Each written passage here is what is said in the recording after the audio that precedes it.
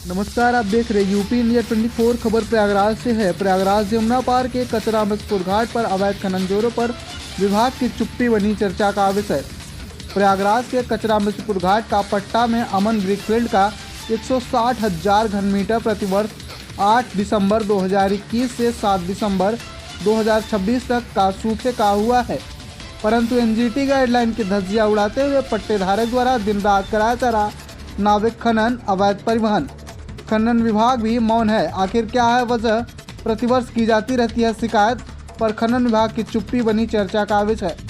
जहां एक तरफ सरकार खनन और ओवरलोड परिवहन को नियंत्रित करने के प्रयास में रहती है, वहीं खनन माफियाओं ने प्रदेश सरकार के मुखिया के मंसूबे पर फेरा पानी।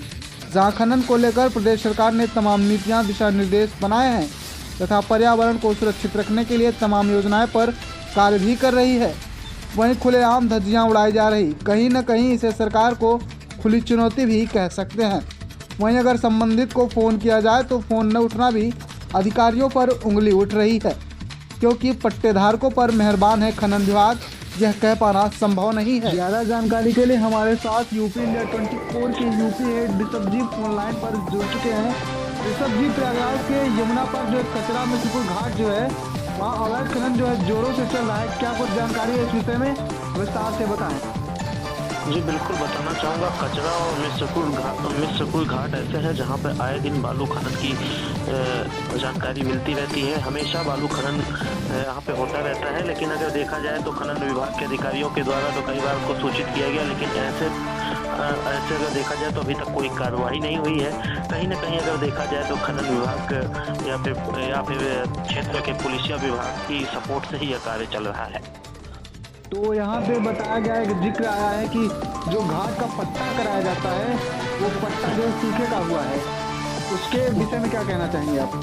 जी बिल्कुल, जो पट्टा कराया गया है वो पट्टे का जो कराया जाता है उसका एक मतलब दर होता है कि कहाँ से कहाँ तक घन मीटर के हिसाब से होता है कि कहाँ से कहाँ तक का पट्टा हुआ होता है। लेकिन सबसे बड़ी चीज़ ये है कि पट्टा तो जो हुआ है, लेकिन आप वीडियो के माध्यम से देख सकते हैं किस तरीके से पानी के बीचों बीच नाव के माध्यम से, जेसीबी के माध्यम से बालू खनन जो हो रहा है वो वाकई में एक अगर देखा जाए तो बहुत गलत है। इस तरीके से अगर देखा जाए तो कानून की धज्जियां उड़ाई जा रही हैं।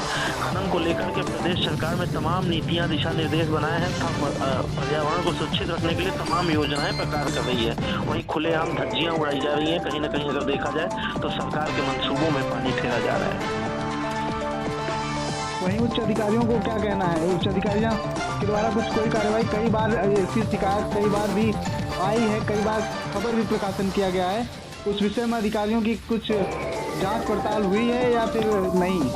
जी बिल्कुल बताना चाहूँगा कि 2 से 3 कई बार खबरें प्रकाशित की गई हैं, लेकिन अभी तक कोई कार्रवाई के नाम पर केवल एकदम बस सांत्वना दिया जाता है। उसके बाद कार्रवाई के नाम पर केवल खानापूर्ति की जाती है।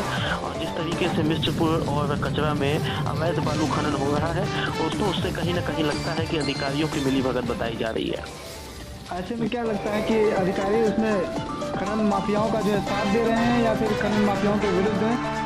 इस विषय में क्या कुछ कहना चाहेंगे? जी बिल्कुल, अगर खुलेआम जी बताना चाहूँगा कि जिस तरीके से खुलेआम अवैध बालू खनन नाव के माध्यम से बीचों बीच पानी के बीचों बीच हो रहा है, तो कहीं ना कहीं ये तो निश्चित है कि ऊपर से मिली सपोर्ट की वजह से ही ये कार्य सफल हो रहा है। कहीं ऐसा तो नहीं ऋषभ जी कि जो है ये मिसपुर और जो कचरा घाट है ये जिस थाना क्षेत्र के अंतर्गत आता है, कहीं वो थाना क्षेत्र की पुलिस भी तो इसमें हाथ नहीं है? जी बिल्कुल, अगर जिस तरीके से देखा जाए तो जिस तरीके से खुलेआम अवैध बालू खनन हो रहा है, तो कहीं ना कहीं तो पुलिस की परमिट से ये कार्य हो रहा है। ये तमाम जानकारियों के लिए शुक्रिया ऋषभ जी। जैसा कि आप सभी ने सुना, फोन लाइन पर हमारे साथ यूपी हेड ऋषभ द्विवेदी जी मौजूद थे। अधिक जानकारियों के लिए जुड़े रहे हमारे साथ। देखिए यूपी इंडिया 24 की खबरें। नमस्कार।